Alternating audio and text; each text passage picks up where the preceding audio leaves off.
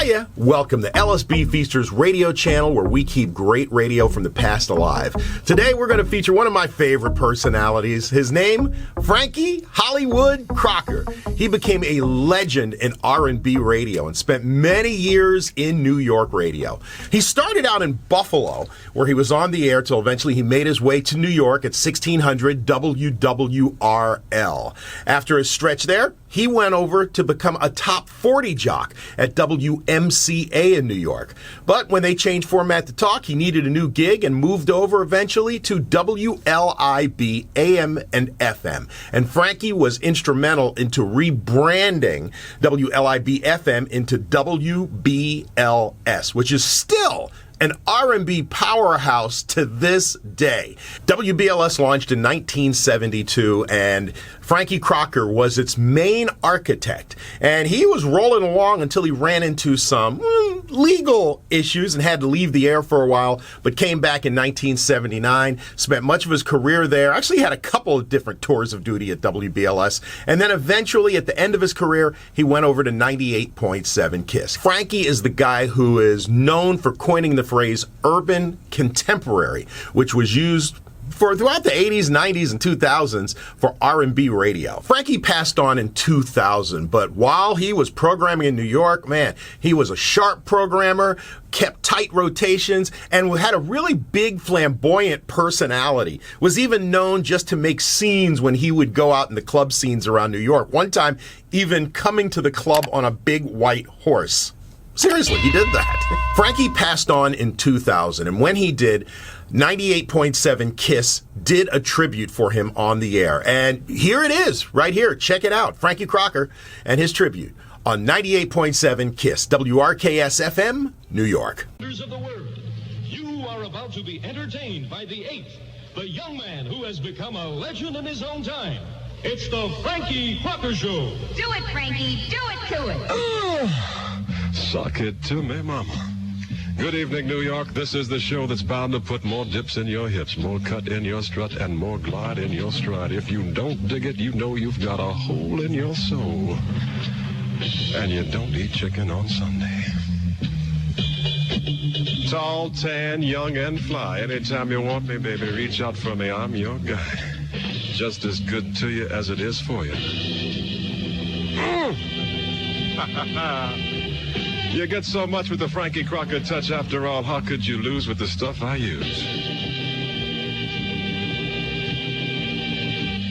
Tall and tender for the feminine gender. Anytime you want me, you got it. Ow! You know, they call me wax paper because I rap on anything. Call me aluminum foil because my rap is so strong. And when it gets good to them, they call me candy paper because the rap is definitely sweet. Suck it to me, mama. But be cool, young girl. Don't let your eyes and your ears get your mind so messed up your heart desires something your body just can't stand. Hello, New York. Good evening, ladies and gentlemen. Welcome to 98.7 KISS FM's tribute to the one and only Frankie Crocker. I'm Bob Slade, and it's my honor and privilege on behalf of the KISS family to host this tribute to a giant in our industry, Mr. Frankie Crocker, the Chief Rocker, Frankie Hollywood Crocker, Fast Frankie Crocker. As all of you know, Frankie Crocker died last week at the age of 63. He lived, to be sure, a life that had great impact on people's lives and left an indelible mark on this business we call radio and radio programming. Tonight, we're going to take a long look at Frankie Crocker and his career and his impact on you, the radio listener, and how, if I can say this, there will probably be no other one like him in our lifetime. He was a unique person, a complex person, and probably that complexity was the core reason he had so many fans and admirers. The Frankie Crocker legend begins in Buffalo, New York, and Buffalo back then had a history of breeding black broadcasters.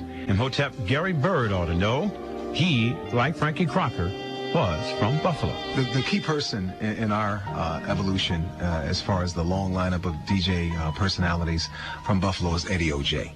Eddie O.J. is really the godfather of Buffalo black radio. He is the first black voice that the black community hears coming out of a radio.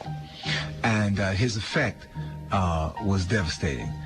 It would have been powerful regardless, because he was the first black voice, but because of what he brought to the table, the style, the energy, and most of all, the community interaction. OJ was a community person. You'd hear this engine revving up at the end of his show. It was like a sound effect, and he'd be talking and, you know, thanking folks and who've been listening and so forth and so on. And he'd say, you know, I'll see you, you know, about, 30 minutes, bye, baby. And when he'd say that, his voice would echo, and you'd hear this engine, driving off into the distance. And then, hey, an hour later, you saw him in the community.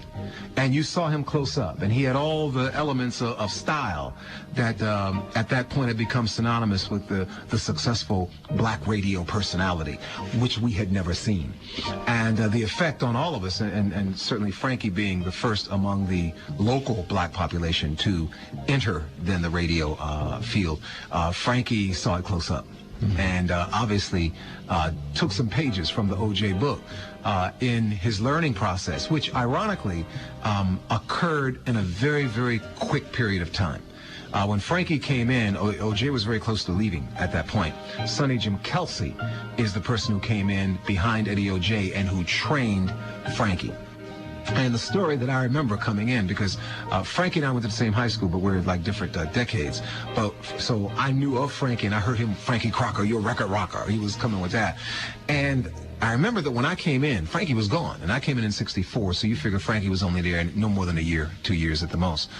And they said, man, yeah, you remind us of Frankie. And I said, why? He said, he was fast, man. I mean, Frankie learned faster than anybody really pretty much in the history of the station as far as how fast he understood what was going on with radio, to the extent that I remember that the comment, and I filed this away being a young blood, because I was like, yeah, I got to make sure that they don't look at me like this, you know what I'm saying? Because Frankie, the reputation Frankie had was, they said, the guy said, Sonny, I created a monster. That was the exact phrase. He said, I created a monster. Because Frankie, in no time, was actually critiquing the people who taught him about what they were doing. And the funniest thing that I heard was that two of the jocks, my mentor Hank Cameron and a couple of the other guys, Sonny Jim, who said, and the bad thing is that he's right most of the time. That monster was on his way to New York City in 1965, but his image was self-manufactured. One of the aspects of Frankie's story which doesn't get handled often is that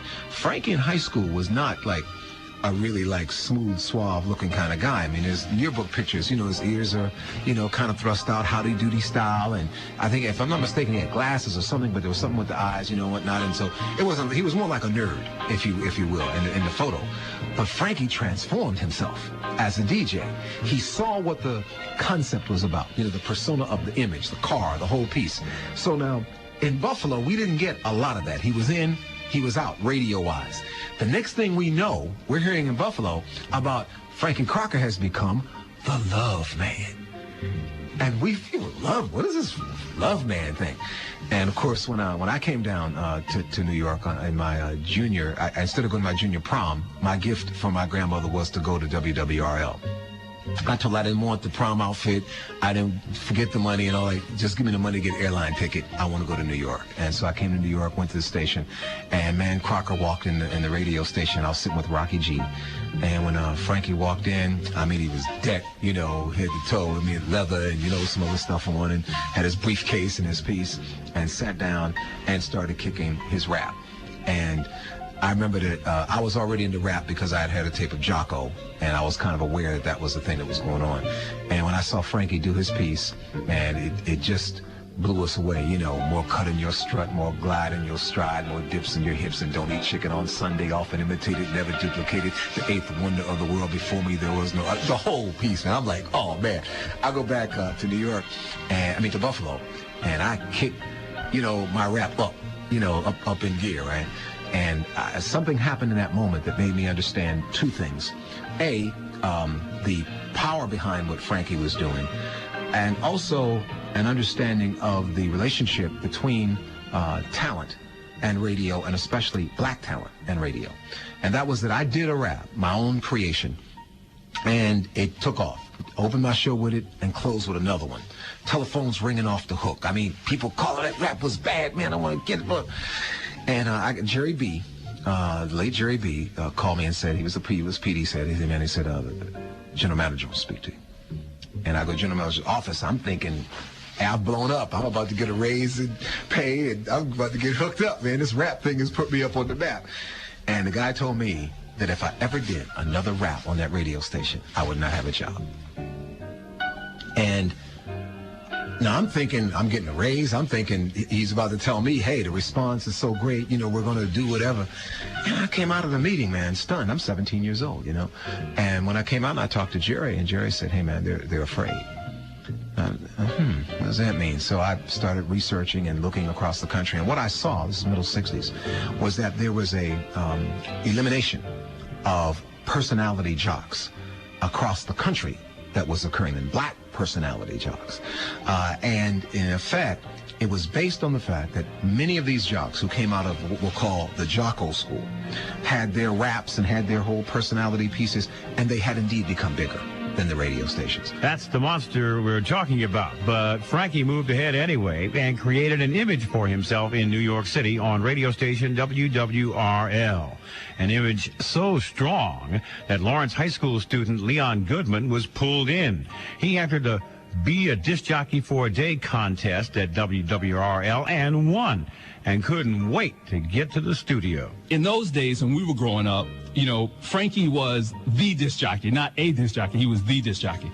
So I got to tell you how I was dressed to set the stage. And in the late 60s, we used to wear Bly sweaters. So I had on my pink Bly sweater, my pink pants, and my black pink silk socks with pink running through them. So I was clean. But anyway, so I walked in the studio. There were three of us that won, actually. I don't even know what happened to the other two people. It was a guy from Brooklyn, a girl from Brooklyn, and myself. And so when we got there, they Barbara was the reception. She's still at RL. They told Frankie we were there. So when we came in, Frankie said, he brought us into the studio, and he said, who wants to go first? So since I considered myself a gentleman, I said, well, why don't we let the lady go first? And the other guy said, no, I want to go first. So Frankie gave him his few minutes and put the girl on and gave her a few minutes. And I was the last one to go, and he kept me on for like 45 minutes. I was introducing the records, and to this day, I still remember what we were playing. So it was really cool. No, okay, what was the first record? Miriam Makiba's, Pata Pata. And he said, so what are you going to do when you graduate high school? And I said, I'm going to be the next Frankie Crocker.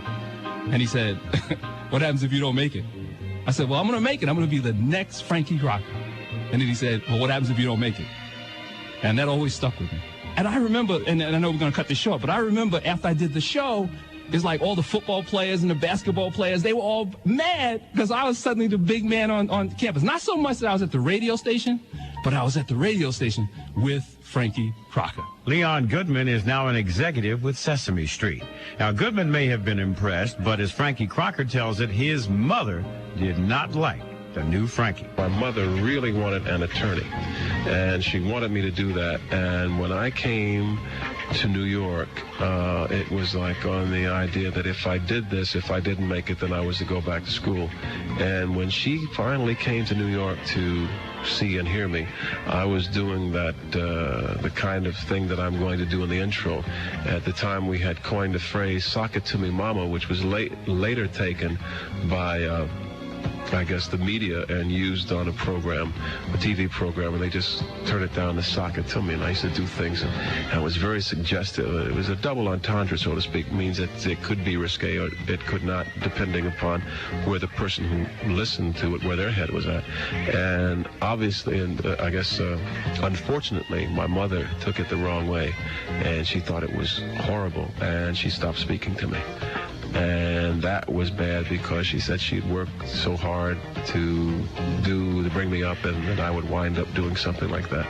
I think it happens with a lot of children and parents when a child wants to do something that he really feels he wants to do, and the parents want him to do something else. But I guess later she found out that I was pretty good at what I was going to do, and I was going to have a future in it. And plus that, and the mink coat that I bought her for Christmas helped out a little bit. And I remember when I gave her a mink coat, and she'd never had a mink coat before. And I remember I can remember the coat today, a white cerulean mink that I bought her, cerulean mink, I think it was, and I bought her. And when I gave it to her, she looked at me with a little water in her eyes, and she said, "Sock it to me, son." And it was a good Christmas. So, and after that, she's been my #1 booster. And you know, like, I guess you can't say anything to anyone's mother about their child, and that's the kind of mother I have. By 1968, it was time for Frankie Crocker to spread his wings. In those days, the only black disc jockey on white radio was Chuck Leonard at WABC. Frankie Crocker became the second when he moved to WMCA, the good guys station. I think, in all honesty, the reason I left was to broaden my scope and about $30,000 more. And that is the truth. I can't tell you. I do this for a living, and I expect to be paid for it. I don't think that I backstep when I'm working hard, and I think that that's the only way you can do it. I left because of that. I thought that at that time, that I was worth more. I have no animosity toward the radio station. I might work with those people again. You never know. We're all in the same business. But at the time, I was just offered a better position and a chance to get on a broader audience and more money, so I did it. WNCA, you gotta be kidding.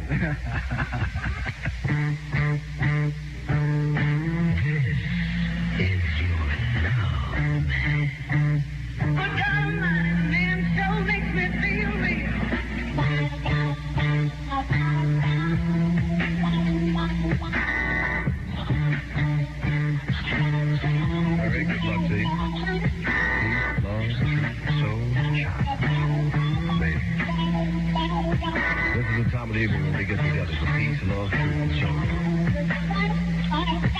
All you have to do is answer the dulcet tones of yours truly. Repeat after me. Peace. Love. Truth. Soul. And Canada.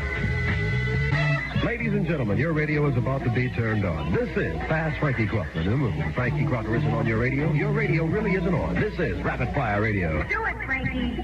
Do it. That brings back memories. Soul Makossa by Manu Dibango, one of many songs Frankie Crocker would discover and play on the radio when he became program director at WLIB WBLS FM. When WMCA decided to end its format for playing hit records on the radio, Frankie Crocker was out of a job, but not for long. He landed a job as air personality and program director at WLIB FM. Here's Imhotep Gary Bird. Frankie came up out of this personality era with an understanding that you had to be an entertainer between the records. And I think that gave him a great edge at the point that he moved into the FM experience, which was the way that it was being played then, as you know, more laid back kind of presentation. So we went from fast Frankie Crocker to the laid back, Frankie Crocker, who ultimately became, of course, Frankie Hollywood Crocker and the Chief Rocker and Black Satin and all the other personas that he worked with in his imaging. And he was very conscious of these different imaging platforms and phases, time to change, time to come up with something new, time to ride a new trend. And he very deliberately did those things. And I think that in the case of the point at which he came to WLIB FM, I believe he had something going for him technologically and creatively that was happening in music that gave him, I think, the most dramatic edge. And the way I've put it very simply is, What's Going On is an album that's going to sound great however you hear it. But there is a distinct difference hearing it on AM and hearing it on FM. It was an album that was literally made for FM and for the new sonic capabilities of hearing stereo and whatnot. And you then wound up with a series of album-oriented artists leading right up and through Stevie and so forth, who were creating music that was taking advantage of these acoustical dimensions that ultimately FM was able to provide at a level that AM could not compete with. And when you added Frankie's own power and persona to that mix, and then an opening up of the, quote, total black experience and sound that began to bring music in from genres that weren't being exposed via, quote unquote, commercial black radio. I mean, it had the makings of something that was going to explode, and it did. I mean, right in front of our eyes, it exploded.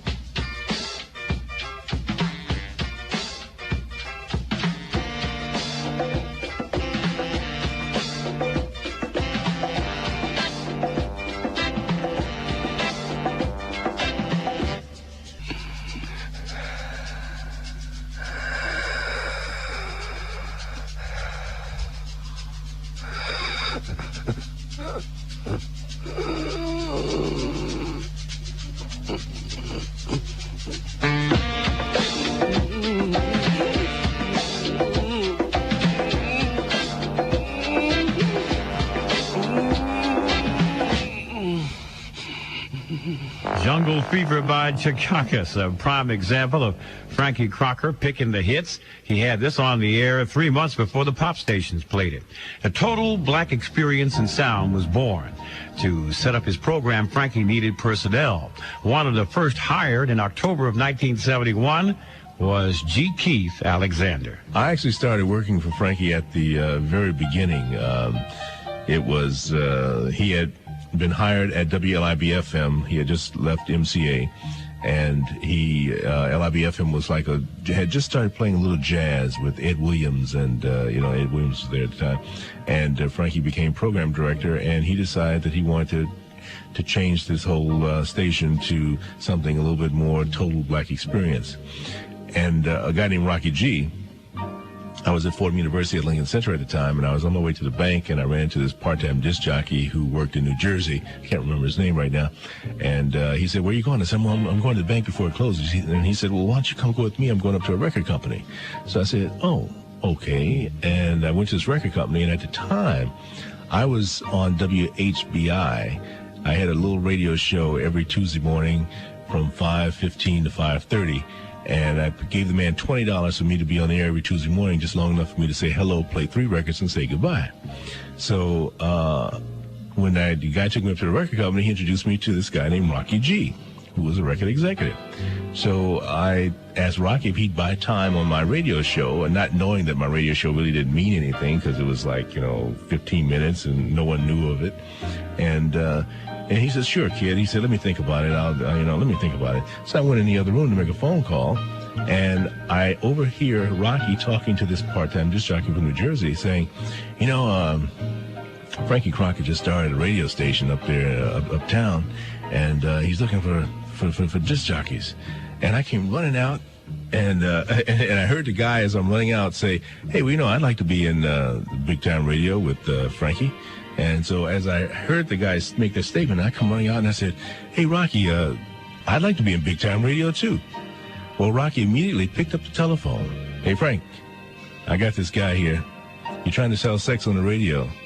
He's a good looking guy. Why don't you give him a shot?" And Frankie obviously said, "Have him send a tape, because that's the thing you normally do." And Rocky said, "Hey, he doesn't need to send a tape. You didn't have to send me a tape." So then Rocky said, "Okay, all right." Rocky turned around and says, "Frankie Crocker wants you to come up to the radio station at 4 o'clock on Monday and meet him up there." Now, this was on a Friday. I was nervous the whole weekend because I had met Frankie in Central Park at a concert he was hosting.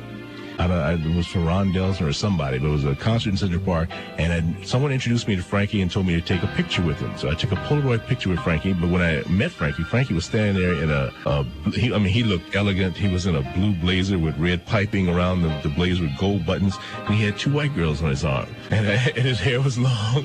And the guy says, "Frankie, I got this young man here I'd like for you to meet, G. Keith Alexander." So Frankie said, "Hi, how are you?" He said, "Frankie, I'd like for you to take a picture with him." So I took this little picture with him, and I kept it. So when I came to the meeting with him on that Monday, I brought the little picture with me. And Frankie, he was late, had me wait a half hour. I went into the studio with him. He was doing his show then, and he asked me, "So you want to work?" I said, "Yeah, I'd love to." He said, "Well, I tell you what, you'll be my librarian, and you'll take care of all the music." He says, "And when I take off on the weekends, you'll sit in for me." I said, well, thank you, Mr. Crocker. Thank you. So I started out as his gopher. I used to go for coffee, go for donuts, go for girls, go for whatever he wanted. I used to walk his dogs. And whenever he came in, you know, his show started at 4 o'clock. Well, he'd come in about either somewhere between 10 minutes to 4 or 10 minutes after 4. That's why that long theme music would play. And I used to have to stand at the door of the studio with his copybook and his albums, the albums that he had picked that he was going to play. I used to have to stand there ready, so when he came through the door, he'd take the book and the albums, and he'd walk into the studio and start his show. So I was there at the beginning. I was there when they went to another recording studio downtown and did the ping pong. And I had no idea what he was trying to do, and then finally he created that, and then it became such a big hit because no one had ever heard that type of bouncing back and forth between speakers. Call it is. Right. That's the famous WBLS. Remember that? And G. Keith says working for Frankie was like working for Juan Valdez, the demanding one. I never heard Frankie curse anyone out, but he was very hard to work for. He was a taskmaster. He wanted things to be done perfectly. He wanted you to be prepared all the time. He wanted you to keep the studio clean. He would call me up. I'd be on the air, and he'd call me up some nights. You would think Frankie would be out partying somewhere or whatever. He'd call me up and say, Keith, what was that you just played? Well, Frankie, I just played so-and-so. Okay. He says, well, look here. I'm sitting here with 2 big leg heifers. I want you to play whatever it was he wanted me to play. And I'd say, oh, okay, Frankie. He says, now, play it now. Okay, all right, Frankie. And I'd play it. He was kind and generous, but yet at the same time, he would really be tough on you. When he got off there at 8 o'clock, I used to ride with him in his Rolls Royce. We'd go to either clubs or to his house. And at his house, he'd program the music. He'd have these flow charts, and we'd have to plot out each song for the time of day and the hour of the day that the jocks would have to play the music. And he was tight on that list. And then after we did that, he'd have company come over. There'd be 1 or 2 young ladies would come through the door, and he said, Keith, now you got to leave now because these are mine. You know, and I'd always have to go when they came. But he was tough, but he and I got along for the most part. Frankie Crocker also had to put together an air staff. His morning man back in those days was Ken Webb. Like most of the people Frankie Crocker hired in those days, many were new to radio. Ken Webb was never a morning man, but under Frankie, he became one. And at times, he and Frankie would do battle. There are a lot of things that Frankie would irritate me with. I found that a lot of things that I was kind of person, well, if you tell me something, not to play a certain record or introduce a record a certain way, I would listen to you. And if you didn't do it, well, it was added incentive for me to follow suit. But the most irritating thing was that Frankie would tell me to do things, but he wouldn't do them. Okay? But in the long run, the things that he told me to do were beneficial for my development because I'm an engineer. I was a college professor. I was not a funky disc jockey. I didn't have to work all my life like he did to get to New York. I was born in Brooklyn. I've lived in New York. So I needed some kind of guidance, you know, in being able to word things properly and present the music properly. I knew music. I come from a musical family, so I knew that. But I found it difficult and later appreciated it much later, how important it is that little details are very important. At the time, he was rough on me in the consequences of such things. Like one day he told me that if I didn't get into work on time, which was difficult for me because I live 45 miles outside of town and the weather and everything else was a problem, that he would fire me. So here I am working, going home, setting 3 clocks to wake up on time, making sure I had gas in the car, my keys could be found in the morning. And I found myself working under that kind of pressure. We would have meetings, and sometime he would use my case as an example in front of others. And for some reason, he would always jump on me about what I wouldn't do. So when somebody goes off on me, I let them go off. You know, it does bother me for a while. I spent a lot of frustrating moments going home, thinking about it. Somewhere down inside, I could see that there was, maybe I did need some correction. I also saw that Frankie was just off his rocker on this one. I was never afraid to give it a day or two and then go back in there one-on-one in a room, just like we were in here, and we say, look, Frankie, you said this, and I take offense to that. That's not my speed. And he would never apologize. He would just listen. He wasn't the kind of guy who said, well, you know, I must have lost a head. I had a bad day.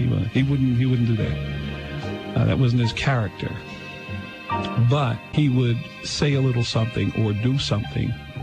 Maybe if I did something right, he would say it, and that was the best I was going to get out of him. This was, of course, Frankie's show, and he was a perfectionist on the air, and he desired that from others. With Morning Man and Ken Webb, he added female voices to his roster, not one, but two, Vi Higginson and Lamar Renee. And Vi Higginson talks about how she got to the new radio station, WLIB, WBLS. Part of the reason that I went to WLIB-FM because I was at a party. And at this party, I overheard some people talking about this new radio station and this young program director who was putting a new format into place. And I had gone to broadcasting school, and I had a tape. And this tape was Vi Higginson with Vibrations for New York. And the whole thing about this tape was that this was going to be for women. It was going to be beauty and fashion, which is where I came out of. I went to the Fashion Institute of Technology, and I had learned a great deal, and I was all anxious to share it with other black women. So I created this tape, a demo tape, and I went up to this radio station at the time that Frankie was on the air from 4 to 8, and I sat in the lobby and said, I'm here to see Frankie Crocker. They went inside and said, there's a lady waiting for you, and he didn't come out. So I waited until his shift was over, and he came out, and he says, what are you doing here? I said, I have a tape I'd like you to listen to. I'd like to do a show for women. He said, you must be crazy. You just walk in here like this, talking about you want me to listen to a tape? Well, I said, I understand you're doing something new. Maybe this is a place you could do it. I said, would you please listen to it? He went inside the studio right then and there. He listened to the tape. He came out, and he said, I'd like to hire you. He hired me on the spot. And I said, hire me for what? He said, I want you to be on the air. I want you to be a disc jockey from 12 to 4. I said, I don't want to be no disc jockey. I don't know how to be a disc jockey. I'm not here to be a disc jockey. I just want to do the show for women. And I have guests, and I have names of people and stuff that I want to do. He said, are you telling me no? You don't want to be a disc jockey? I said, yes. I don't know anything about this. He said, okay, give me your telephone number. I gave him my telephone number. And a couple of days later, I get a telephone call from Dick Novak, who's the general manager of the station, the son of the owner. And he says, I understand that Frankie Crocker heard something on your tape, and I need to talk to you about it. Would you be willing to come and talk to us? I went in, and I sat down, and he says, what do you mean you don't want to be a disc jockey? I said, that's not part of my life plan. I didn't imagine being a disc jockey. So then he said, I think you should consider taking this job, and I want you to go home and think about it. You will work 6 days a week, Monday through Saturday. You will earn $125 a week. I said, $125 a week? What are you talking about? Anyway, I went home, and I talked it over with my sister. I said, listen, this guy's telling me I got to take a job to be on the radio. What do you think about that? She said, listen, if you don't like it, you can always quit. Oh, I said, I never thought about that. I called him up. I said, I'll take the job. And I took the job in a very small studio. It was in the back. It was LIB, AM, and FM. And Frankie was really very persuasive in that regard. He knew that this is something that he wanted. Why? I wasn't sure at the time. And he taught me. I said, I'm scared. He said, what are you scared of? And he said, I'm afraid that maybe the women might not like me. They're not used to hearing a woman on the air. But that didn't happen. That fear did not happen. And as time went by, they gave us cold copy. It was baptismal by fire. You had to do it. But the best part of the gig that I liked was there was all these albums in the room. And you could actually pick up the album and play the cut on the album that you wanted to hear. And that was fabulous for me because you could create a mood. And he allowed you to create, he gave you room to create that mood based on what you felt like hearing that day. And I loved it because it was black. It was the total black experience and sound. I can still hear it say, a different shade of black, gospel, a different shade of black, Latin. You know, and it was that kind of music, that variety of music that we were able to include in that format. And you learned by doing, and you learned the hard way. I can remember reading news for the first time.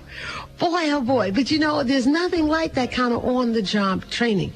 And so I will forever be grateful to Frankie Crocker because one of his strongest points is he could recognize talent. Even talent that maybe you didn't even know you had. And was able to draw that out. So I was very grateful to him. I got a complete education by working with Frankie Crocker. And from 1971 through 1974, Frankie Crocker and his crew of new disc jockeys started to become the voice of black music in New York.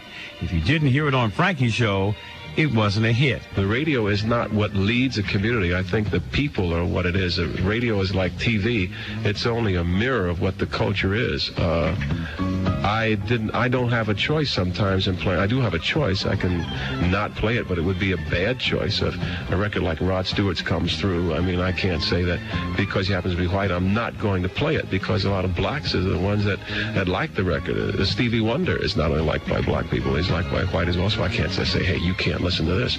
So I think what will happen with radio and what I'll be doing is, like I said before, I'll just be reflecting what's happening in the community in New York or around the country. If that's what you want to hear and that's what you like, I guess that's what I'll play. I'll try to play the best of that music that I can. Now, Frankie was also big on recognizing trends. Disco was one of those trends, and Doctor's Orders was one of those records he exposed first.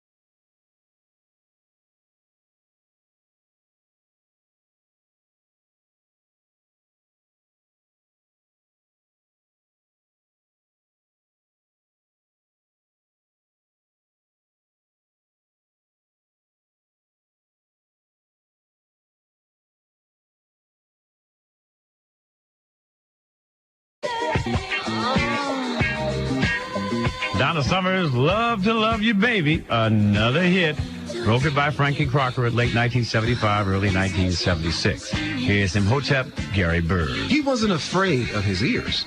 And I think that that has a lot of power in relationship to what we see going on now with so much processing of decision-making matrices to figure out what record to play. Frankie trusted his ears and his instincts. And I think when you look back at that period of time, that really gave him another edge on programmers because he wasn't waiting for the record to be proven in some other region and to get a bullet away.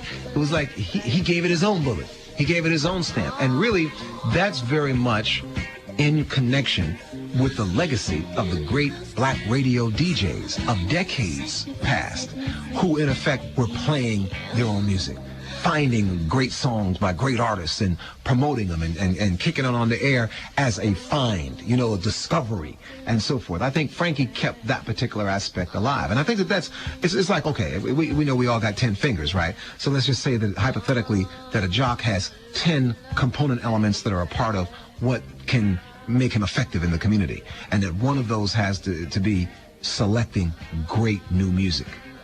Okay? Frankie had a grasp of those tentacles of the DJ at a very high level, and the recognition of the power of being able to hear music and play it before other people as being something that would attract listeners to his radio station. And man, it seems so simple, you know what I mean? It's like, it ain't brain surgery, but it is when everybody else is operating as if they don't have a brain. But with success comes recognition, and with recognition comes the spotlight. And the spotlight was placed on Frankie and the power of his radio station, perhaps a little too brightly. That story, when our tribute to Frankie Crocker continues here on R&B Hits 98.7 KISS FM.